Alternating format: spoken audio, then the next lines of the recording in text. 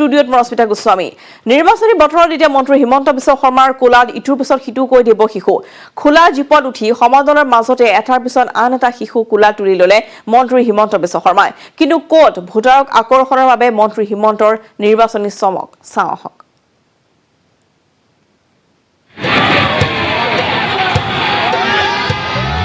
হিমন্ত বিশ্ব শৰ্মাৰ কোলাত ইটোৰ পিছত সিটো শিশু খোলা জীপত উঠি সমদলৰ মাজতে এটাৰ পিছত আন এটা শিশুক কোলাত তুলি ল'লে মন্ত্ৰী ডক্টৰ হিমন্ত বিশ্ব শৰ্মাই বিশ্বনাথ চাৰিআলিত হিমন্ত বিশ্ব শৰ্মাৰ সমদল এয়া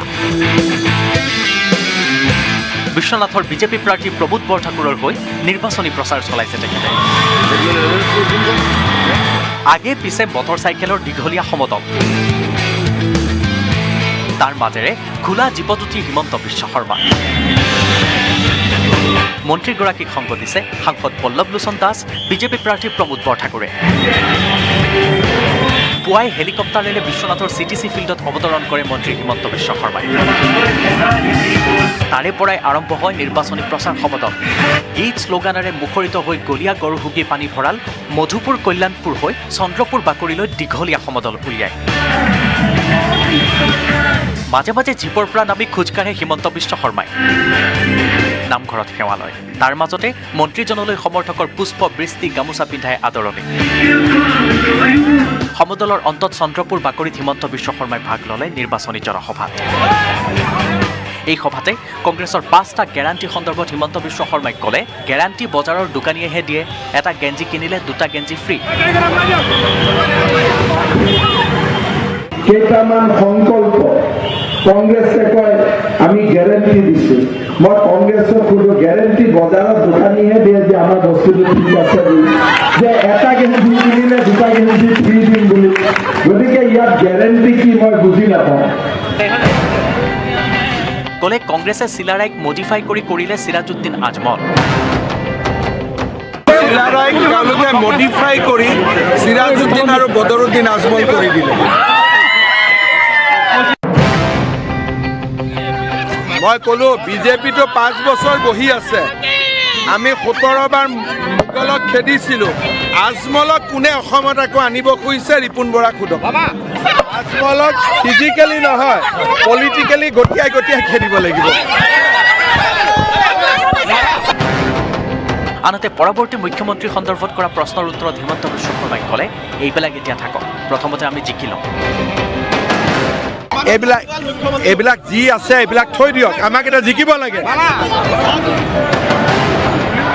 বিশ্বনাথৰ পৰা তুষাৰ হাজৰিকা নিউজ 8 অসম ব্ৰডকাষ্ট ভবানীপুৰৰ ৰাজনীতিত নতুন মোৰ ভবানীপুৰৰ এআইডিএফৰ বিধায়ক আবুল কালাম আজাদৰ দল ত্যাগ টিকট বঞ্চিত হৈ দল ত্যাগ বিধায়ক আবুল কালাম আজাদৰ কালামৰ লগত দল ত্যাগ কৰিলে প্ৰায় 3 সহস্ৰাধিক সদস্যই পদত্যাগ কৰি এআইডিএফৰ বিৰুদ্ধে অভিযোগ আজাদৰ এআইডিএফত ন্যায় নথকাৰ বাবে পদত্যাগ কৰা বুলি মন্তব্য আজাদৰ বিশাল নিৰ্বাচনী সভা পাতি এআইডিএফৰ বিৰুদ্ধে হুংকাৰ আবুল কালাম আজাদৰ ভবানীপুৰত নিৰ্দলীয় প্ৰাৰ্থীৰূপে নিৰ্বাচন খেলিব আবুল কালাম আজাদে নিৰ্বাচনী সভা দল ত্যাগী সদস্যই দিলে আজমল বিৰোধী ধ্বনি আবুল কালাম আজাদক টিকট বঞ্চিত কৰাত ক্ষিপ্ত হৈ পৰিছে সমৰ্থকসকল দুবাৰ বিধায়কগৰাকীক বঞ্চিত কৰি এইবাৰ ভবানীপুৰত ফণী তালুকদাৰক এআইডিএফে দিছে প্ৰাৰ্থিত্ব উল্লেখ্য যে বিগত বিধানসভা নিৰ্বাচনত ভবানীপুৰত নিৰ্দলীয় প্ৰাৰ্থীৰূপে মুখ ঠেকেচা খাইছিল ফণী তালুকদাৰে এআইডিএফৰ সৈতে আবুল কালাম আজাদে প্ৰায় 2,500 ভোটত পৰাস্ত কৰিছিল ফণী তালুকদাৰক কিন্তু এইবাৰ সম্পূৰ্ণ ওলোটা হৈছে ভবানীপুৰৰ ৰাজনৈতিক প্ৰেক্ষাপট বিগত বিধানসভা নিৰ্বাচনত এআইডিএফৰ হৈ প্ৰতিদ্বন্দ্বিতা কৰি জয়ী হোৱা আবুল কালাম আজাদক টিকট বঞ্চিত কৰি আজাদৰ হাতত পৰাস্ত হোৱা নিৰ্দলীয় প্ৰাৰ্থী ফণী তালুকদাৰক এইবাৰ ভবানীপুৰত এআইডিএফে দিছে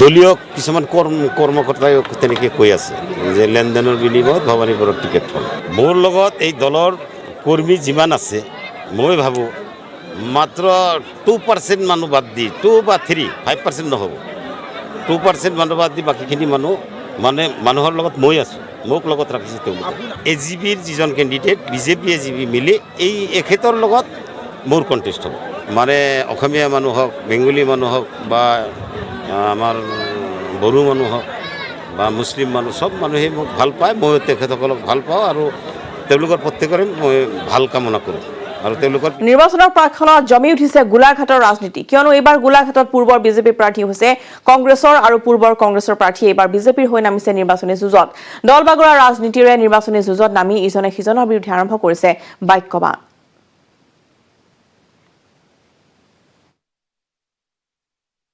আৰু কংগ্ৰেছ দল মই কিয় ত্যাগ কৰিলো সুদীৰ্ঘ সময় দলটোৰ লগত আছিলো কিন্তু পিছৰ পৰ্যায়ত অকল ময়ে নহয় অসমৰ সকলো মানুহে ভাৰতবৰ্ষৰ মানুহে উপলব্ধি কৰিলে যে দলটো লাহে লাহে জনসাধাৰণৰ পৰা আঁতৰি গৈছে বিজেপিৰ ঘৰ নামৰ ঘৰটোত যদি ভাল মানুহ থাকে চফা হৈ থাকিব আৰু কংগ্ৰেছৰ ঘৰটোত যোৱা দিনবিলাকত লেতেৰা মানুহ আছিল যিবিলাকে ঘৰটো লেতেৰা কৰিছিল কংগ্ৰেছ প্ৰাৰ্থীৰ মুখত বিজেপিৰ কথা বিজেপি প্ৰাৰ্থীৰ মুখত কংগ্ৰেছৰ কথা জমি উঠিছে গোলাঘাটৰ ৰাজনীতি দীৰ্ঘদিনৰ বিজেপি নেতা এইবাৰ কংগ্ৰেছ প্ৰাৰ্থী দীৰ্ঘদিনৰ কংগ্ৰেছ নেত্ৰী এইবাৰ বিজেপি প্ৰাৰ্থী নিৰ্বাচনী সভাত সেই স্থান পাইছে এৰি অহা পুৰণি দলৰ কথা গোলাঘাটৰ কংগ্ৰেছ প্ৰাৰ্থী বিতুপন শইকীয়াই কংগ্ৰেছ বিজেপিক তুলনা কৰিলে ঘৰৰ সৈতে ঘৰ সলনি কৰি বেয়া মানুহে গঢ়া লেতেৰা সংস্কৃতি আঁতৰাত ব্যস্ত এতিয়া বিতুপন শইকীয়া বিজেপিৰ ঘৰ নামৰ ঘৰটোত যদি ভাল মানুহ থাকে চফা হৈ থাকিব আৰু কংগ্ৰেছৰ ঘৰটোত যোৱা দিনবিলাকত লেতেৰা মানুহ আছিল যিবিলাকে ঘৰটো লেতেৰা কৰিছিল গতিকে আমি ভাবোঁ ঘৰটোত যদি ভালকৈ থাকোঁ তেতিয়াহ'লে সেইটো কৰি আপোন হ'ব ভাল হ'ব মই জীৱনৰ 38 বছৰৰ পৰা কাম কৰাৰ কাৰণে এতিয়া জীৱন সাৰ্থক হৈছে বুলি ভাবিছোঁ বিতুপন শইকীয়াই বাৰে বাৰে ক'লে বেয়া পোৱা নাই পুৰণি দল বিজেপিক বেয়া পাইছে 2-4 ব্যক্তি বিশেষকহে দলটোক মই অকণো বেয়া পোৱা নাই হয়তো কিছু ব্যক্তি আমাক অন্যায় কৰিলে মোক কৰা হ'লে একো নাছিল মইতো ঘৰলৈ যাবলৈ সন্মত হৈছিলোঁ মই বিচাৰিছিলোঁ অনুমতি ৰাইজে অনুমতি দিয়া নাই মই কোনো একো নাই কাৰণ সেইটো এটা ঘৰটোক অপমান কৰি একো লাভ নাই তাত সোমাই থকা 2-4 মানুহ যদি বেয়া হয় পিক পেলাই যদি তাতেই পেচাব কৰে তেতিয়াহ'লে ঘৰটো বেয়া হ'বই আনহাতে বিজেপিৰ প্ৰচাৰ সভাত গোলাঘাটৰ বিজেপি প্ৰাৰ্থী অজন্তা নেওগে ক'লে কিয় কংগ্ৰেছ এৰি যোগদান কৰিলে বিজেপিত অজন্তা নেওগৰ ভাষ্য কংগ্ৰেছৰে আজমলৰ মিত্ৰতাৰ বাবে এৰিলে কংগ্ৰেছ কংগ্ৰেছ দলত আপোনালোকে দেখিছে তেওঁ ৰাইজৰ পৰা আঁতৰি গৈছে আৰু এতিয়া বৰ্তমান সম্পূৰ্ণভাৱে খিলঞ্জীয়া লোকসকলৰ স্বাৰ্থ এনেদৰে ইজনে সিজনৰ দলৰ কথাৰে সমানে সমানে শক্তি প্ৰয়োগ কৰিছে কংগ্ৰেছ বিজেপিৰ দুয়োগৰাকী প্ৰাৰ্থীয়ে গোলাঘাটৰ পৰা Yunis Ali report news 18 Assam north east ৰাজনীতিয়ে ভাগ ভাগ কৰিলে তিনি ভাতৃক একেটা সমষ্টিতে এজন যদি কংগ্ৰেছ সমৰ্থিত নিৰ্দলীয় প্ৰাৰ্থী আনজন আকৌ অসম জাতীয় পৰিষদৰ প্ৰাৰ্থী আন এজনে আকৌ যোগদান কৰিলে অসম গণ পৰিষদত কিন্তু কোন সমষ্টি দেখা গ'ল আহাফলা ৰাজনীতি চাওঁহক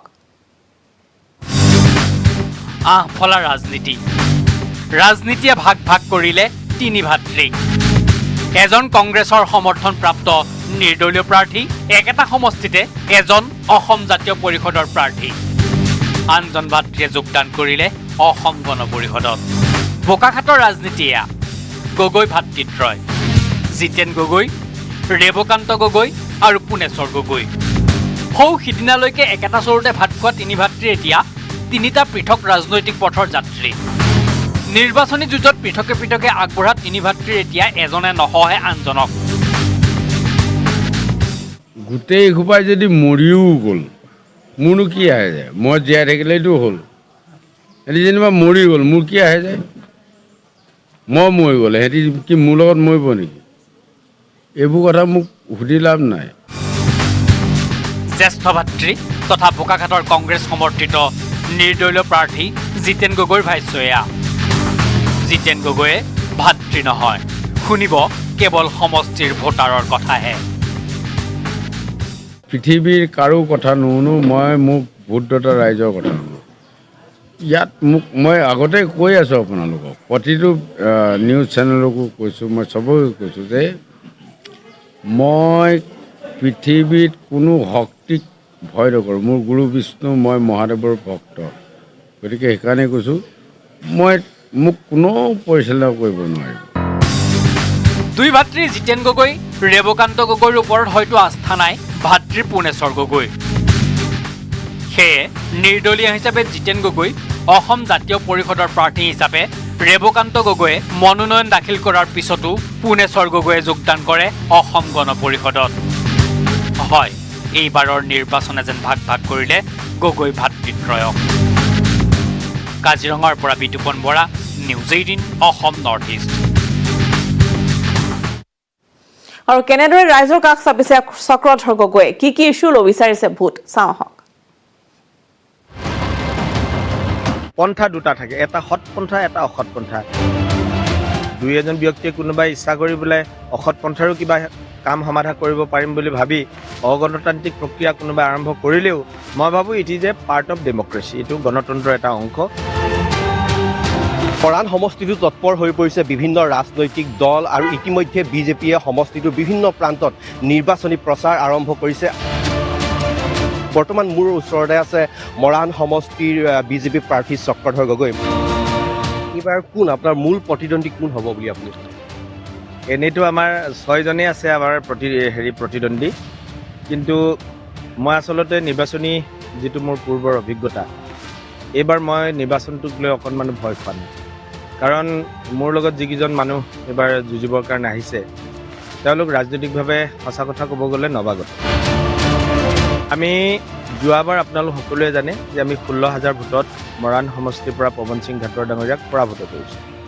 এইবাৰ আমি সকলো দলৰ সামূহিক প্ৰচেষ্টাৰ অন্তত আনকি একাংশ কংগ্ৰেছী কৰ্মীৰো সহযোগত আমি এইবাৰ 40,000 পৰা 50,000 ভোটত জিকিবৰ কাৰণে সক্ষম। মৰাণ সমষ্টিটো এটা হৈছে গ্ৰাম্য অঞ্চলেৰে ভৰপূৰ এটা সমষ্টি। এই সমষ্টিৰ মূল সমস্যা আছিল বাট পথ, কিন্তু যোৱা 5টা বছৰত আমি প্ৰায় 70% বাট পথ মৰাণ সমষ্টি নিৰ্মাণ কৰিছোঁ। বাকী য'ৰ পৰা ৰৈ গ'ল এই বাট পথখিনিক আমি আগুৱাই লৈ যাব লাগিব, নিৰ্মাণ কৰিব লাগিব। প্ৰায় 4খনমান দলং এতিয়া বনাবলৈ বাকী আছে। মই যোৱাবাৰ 12খন বনালোঁ RCC ব্ৰিজ। প্ৰায় 400 কিলোমিটাৰতকৈ অধিক ৰাস্তা বনোৱা হ'ল পকী পথ। গতিকে সেইখিনিতো আমি কৰিবই লাগিব। থাকি যোৱা 30% কাম আমি কৰিম। বাকী দলং 4খন আছে, সেইকেইখনো বনাম। আৰু মহিলাসকলৰ সৰ্বাংগীন বিকাশ আৰু তেওঁলোকৰ আত্মনিৰ্ভৰশীলতাৰ বাবে চৰকাৰে যিখিনি কৰিছে তাক মই সম্পূৰ্ণ শুদ্ধভাৱে আঁচনিগতভাৱে কাৰ্যকৰীকৰণ কৰি তেওঁলোকক আত্মসংস্থাপনৰ বাটত কিছু আঁচনিৰ ব্যৱস্থা কৰিম বুলি মই এবাৰ সংকল্প লৈছোঁ। এটা ছাগলী খেলিমেলি কৰিলে হিমন্ত বিশ্ব শৰ্মাৰ ভ্ৰমণত। আকাশত হিমন্তৰ হেলিকপ্টাৰ উৰিছে, তলত নিৰাপত্তাৰক্ষীয়ে ছাগলী পোৱালি খেদিছে। ঘটনাটো হৈছে নুমলীগড়ৰ। নিৰ্বাচনী প্ৰচাৰ চলাবলৈ নুমলীগড়লৈ যোৱা হিমন্ত বিশ্ব শৰ্মাৰ হেলিকপ্টাৰ নমাৰ সময়ছোৱাতেই ঘটিল এই অঘটন।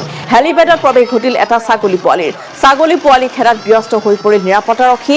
ছাগলী পোৱালি খেদাৰ অন্ততহে অৱতৰণ কৰিলে হিমন্ত বিশ্ব শৰ্মাৰ হেলিকপ্টাৰ।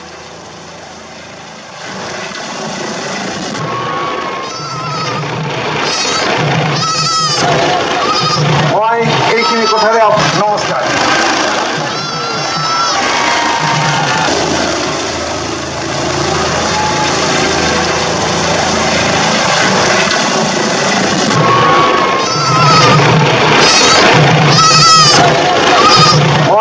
এইখিনি কথাৰে নমস্কাৰ। হিমন্ত বিশ্ব শৰ্মাৰ হেলিকপ্টাৰ অৱতৰণৰ সময়ছোৱাত এই অঘটন। আকাশত হিমন্ত বিশ্ব শৰ্মাৰ হেলিকপ্টাৰ আৰু ছাগলী পোৱালি লৈ ব্যস্ত নিৰাপত্তাৰক্ষী। যিহেতু হেলিপেডত এটা ছাগলী পোৱালি প্ৰৱেশ কৰিছিল আৰু যাৰ ফলতে হেলিকপ্টাৰ অৱতৰণ কৰাত কিছু ব্যাঘাত জন্মিছিল। তাৰপিছতে নিৰাপত্তাৰক্ষীয়ে এনেদৰে দৌৰি ছাগলী পোৱালিটো ধৰাৰ পিছতহে হেলিকপ্টাৰ অৱতৰণ কৰি ঘটনা সংঘটিত হৈছে। আমি দেখুৱাইছোঁ যে এখন জনসভা সম্বোধন কৰিবলৈ গৈছিল হিমন্ত বিশ্ব শৰ্মাই, আৰু এই ভ্ৰমণৰ সময়ছোৱাতেই নিৰাপত্তাৰক্ষীয়ে ছাগলী লৈ ব্যস্ত হ'বলগীয়া হ'ল। নুমলীগড়ৰ এয়া দৃশ্য।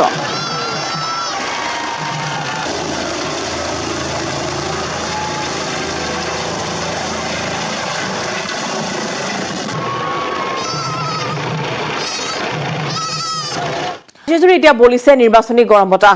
উজনি নামনিত আক্ৰমণ প্ৰত্যাক্ৰমণেৰে নিৰ্বাচনী প্ৰচাৰ চলাইছে প্ৰতিটো ৰাজনৈতিক দলে। ইয়াৰ মাজতে হেনো নিৰ্বাচনত কোনো দলকে প্ৰতিদ্বন্দ্বী হিচাপে দেখা নাই মন্ত্ৰী হিমন্ত বিশ্ব শৰ্মাই। উজনিৰ 4খন আসনত সেনচকু বিজেপিৰ। ৰাজ্যৰ সৰ্বত্ৰে এতিয়া নিৰ্বাচনৰ গৰম বতাহ। কি কংগ্ৰেছ, কি AIUDFৰ মিত্ৰজোঁট, কি অসম জাতীয় পৰিষদ অথবা ৰাইজৰ দল। নিৰ্বাচনী সভাত প্ৰত্যেকটো দলৰে আক্ৰমণ প্ৰত্যাক্ৰমণ তাৰ মাজতে এইবাৰ নিৰ্বাচনত কোনো দলকে প্ৰতিদ্বন্দ্বী হিচাপে দেখা নাই মন্ত্ৰী হিমন্ত বিশ্ব শৰ্মাই এতিয়ালৈকেতো কোনো প্ৰতিদ্বন্দ্বী হোৱা নাই এইখনেতো ফিল্ড একোতো বাকী জেগা একো উৰাই নাই আমিয়ে উৰি আছোঁ গতিকে দেখা যাওক কি হয় কিন্তু মই ক'লোঁ যে প্ৰথম ফেজত 4টা ছিট বা 5টা ছিট আমি বেছি পাব লাগে সেই টাৰ্গেটটো আমি ফ'ল' কৰি আছোঁ 27 মাৰ্চত হ'বলগীয়া প্ৰথম পৰ্যায়ৰ নিৰ্বাচনত কংগ্ৰেছৰ দখলত থকা উজনি অসমৰ 5টা সমষ্টি দখলৰ লক্ষ্য বিজেপিৰ শিৱসাগৰ তিতাবৰ ডুমডুমা নাজিৰা আৰু গোলাঘাটকে ধৰি 5টা সমষ্টি দখলৰ বাবে চেষ্টা চলাইছে বিজেপিয়ে এই 5টা সমষ্টি দখল কৰিলেহে বিজেপিৰ 100+ লক্ষ্য পূৰণ হোৱাৰ কথা প্ৰকাশ কৰিলে মন্ত্ৰী হিমন্ত বিশ্ব শৰ্মাই আমাৰ চেষ্টা আছে যে ফাৰ্ষ্ট ফেজত 4টা ছিট বঢ়াবৰ কাৰণে আমি এটা কেলকুলেশ্যনত চলি আছোঁ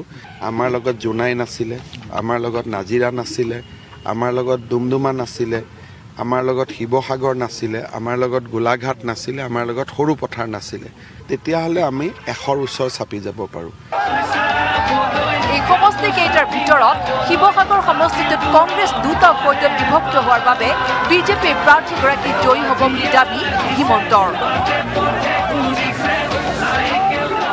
শিৱসাগৰ ছিটটোত এনেকুৱা যে কংগ্ৰেছৰ ভিতৰত দুটা কেম্প হৈ আছে এটা কেম্পে অখিল গগৈক ছাপোৰ্ট কৰি আছে এটা কেম্পে কংগ্ৰেছৰ দলীয় প্ৰাৰ্থীগৰাকীক সমৰ্থন কৰি আছে আমাৰ গেপ মাত্ৰ 1500 ভোটহে আছিলে গতিকে এই 1500 ভোট তেওঁলোকৰ কাজিয়াতে আমাৰ আহি যাব Hirakjyoti Malakar report news 18 Assam north east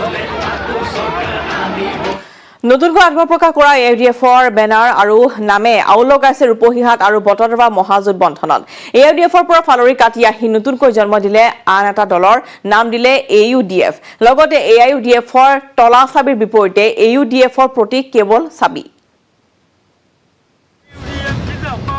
ticket নোপোৱাৰ ক্ষোভ AIUDFৰ পৰা ফাটি খুলিলে নতুন দল AUDF AIUDFৰ তলা চাবিৰ বিপৰীতে AUDFৰ প্ৰতীক চাবি আউল লাগিছে ৰূপহীহাট আৰু বটদ্ৰৱা সমষ্টিৰ ভোটাৰৰ মাজত কংগ্ৰেছ মহাজোঁটৰ প্ৰাৰ্থীৰ প্ৰতি ভাবুকি সৃষ্টি কৰিছে এটা নতুন দলে নাম AUDF দলটোৰ প্ৰতীক চাবি AIUDFৰ সৈতে নাম আৰু প্ৰতীকৰ মিল থকা দলটোৰ বেনাৰ পোষ্টাৰে খেলিমেলি লগাইছে ভোটাৰৰ মাজত প্ৰকৃততে ৰূপহীহাট আৰু বটদ্ৰৱা সমষ্টিৰ AIUDFৰ টিকট বঞ্চিত তথা ক্ষোভিত একাংশ নেতাকৰ্মীয়ে জন্ম দিলে নতুন দল অসম ইউনাইটেড ডেমক্ৰেটিক ফ্ৰণ্ট চমুকৈ AUDFৰ নতুন দল AUDFৰ সমৰ্থিত প্ৰাৰ্থী হিচাপে ৰূপহীহাটৰ পৰা নিৰ্বাচনত অৱতীৰ্ণ হৈছে নিৰ্দলীয় প্ৰাৰ্থী নুৰুল আমিন চৌধুৰী আৰু বটদ্ৰৱা AUDFৰ সমৰ্থিত নিৰ্দলীয় প্ৰাৰ্থী মতিউৰ ৰহমান AUDFৰ সভাপতি নুৰুল আমিন চৌধুৰী আৰু সম্পাদক মতিউৰ ৰহমান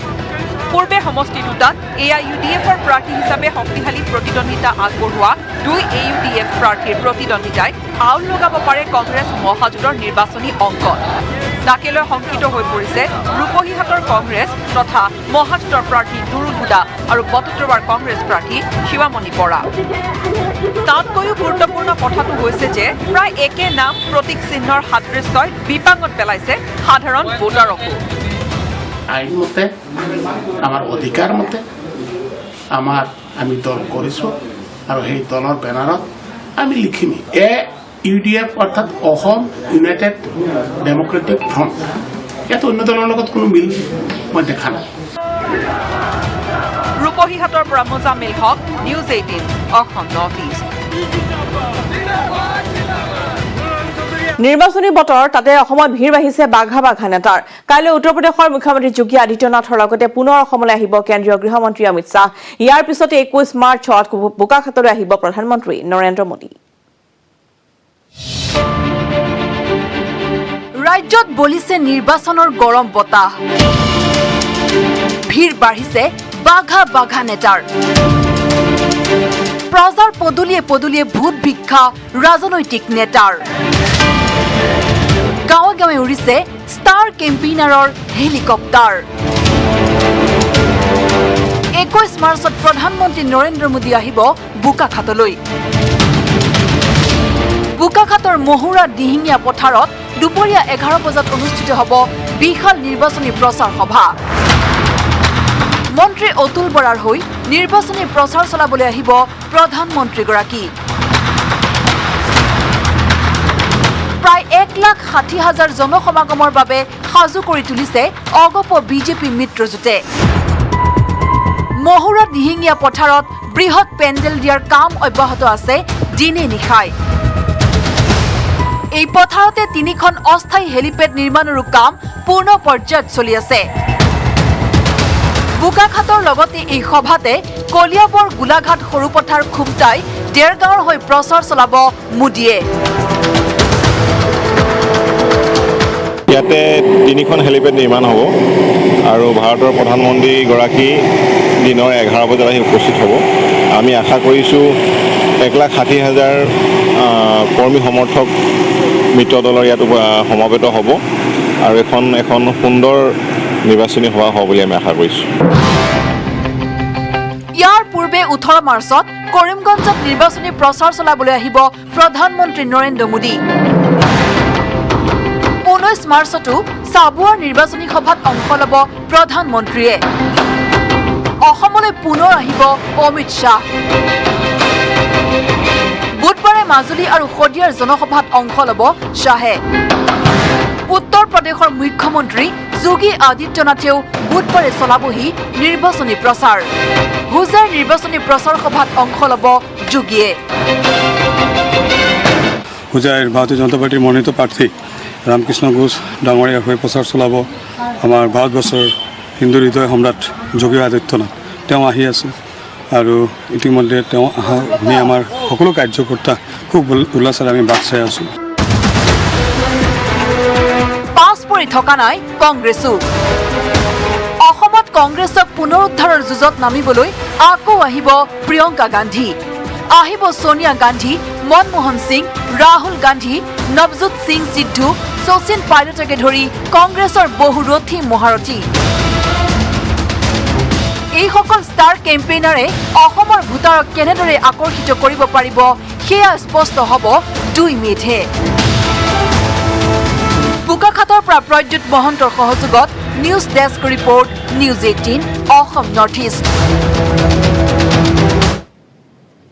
অসমৰ নিৰ্বাচনী যুঁজত নামি পৰিছে ৰথী মহাৰথী। যিকোনো প্ৰকাৰে সমষ্টি দখলৰ বাবে যুঁজ দিছে প্ৰতিটো ৰাজনৈতিক দলে। কিন্তু এইবাৰ নিৰ্বাচনী ৰণক্ষেত্ৰত দেখা পোৱা নাযাব কেইবাগৰাকীও হাই প্ৰফাইল প্ৰাৰ্থীক।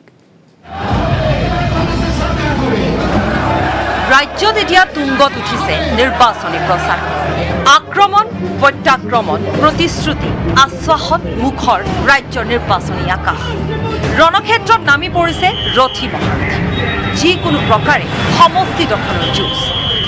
কিন্তু এইবাৰ নিৰ্বাচনী ৰণক্ষেত্ৰত জনতাই দেখিবলৈ নাপাব কেইবাগৰাকীও হাই প্ৰফাইল প্ৰাৰ্থী, যিসকলৰ মন্তব্যই লাভ কৰিছিল এটা সময়ত বিশেষ গুৰুত্ব, যিসকলৰ আছিল ৰাজনৈতিক ক্ষেত্ৰখনত প্ৰচুৰ প্ৰভাৱ। ৰাজ্যখনত ৰাজনৈতিক ক্ষেত্ৰৰ পৰা বলপূৰ্বক নিৰ্বাসন দিয়া হ'ল এইকেইগৰাকী মহাৰথী। আৰু এই মহাৰথীসকলৰ ভিতৰত অন্যতম হ'ল প্ৰফুল্ল কুমাৰ মহন্ত, বৃন্দাবন গোস্বামী, শৰণ বৰকটকী, ডাঃ দুৰ্লভ চমুৱা, ডাঃ নজৰুল ইছলাম, সত্যব্ৰত কলিতা, বিনন্দ শইকীয়া, অকল বৰা, ডাঃ জয়নাথ শৰ্মা, শিলাদিত্য দেৱ, অশোক শৰ্মা, প্ৰণৱ কলিতা প্ৰমুখ্যে আৰু কেইবাগৰাকী। আগন্তুক নিৰ্বাচনত সংশ্লিষ্ট সমষ্টিত ভোটাৰে বাৰুকৈ অনুভৱ কৰিব এইসকল নেতা তথা প্ৰাক্তন বিধায়কৰ অনুপস্থিতি। ৰাজনৈতিক ষড়যন্ত্ৰৰ বলি হৈ প্ৰাৰ্থিত্ব হেৰুৱালে প্ৰফুল্ল মহন্ত আৰু বৃন্দাবন গোস্বামীৰ দৰে হাই প্ৰফাইল নেতাই। ষড়যন্ত্ৰৰ বাবে টিকট বঞ্চিত হ'ল সম্ভাৱনাময়ী নেতা সত্যব্ৰত কলিতা, প্ৰণৱ কলিতা আৰু শিলাদিত্য দেৱৰ। উল্লেখযোগ্য যে এইবাৰ নিৰ্বাচনতে সংঘটিত হৈছে টিকট কেন্দ্ৰিক বৃহৎ অঘটন। ভোটযুদ্ধৰ পূৰ্বে ৰণত পৰিল এইসকল হাই প্ৰফাইল নেতা। News desk report, news 18 Assam north east. খবৰ নিজাম চিটি 18 লৈছো পুনৰ আন এটি বিৰতি। Strong.